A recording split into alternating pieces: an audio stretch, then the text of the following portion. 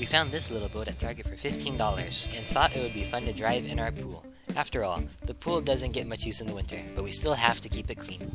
It is large enough for a minifigure to take a ride. We had no expectations of what this little boat could do, but we were pleasantly surprised. It has a rechargeable battery and runs for about 7 minutes on one charge. Now we will give you an epic demonstration of what it can do.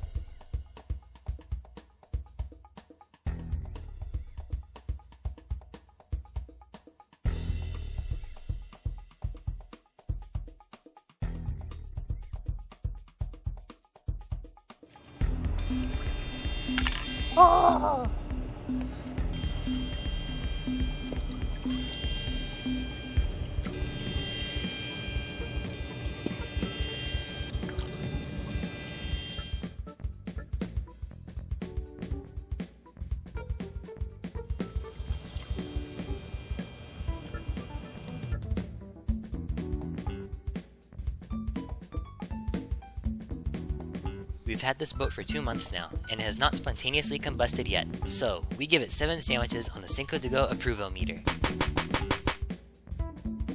Thanks for watching.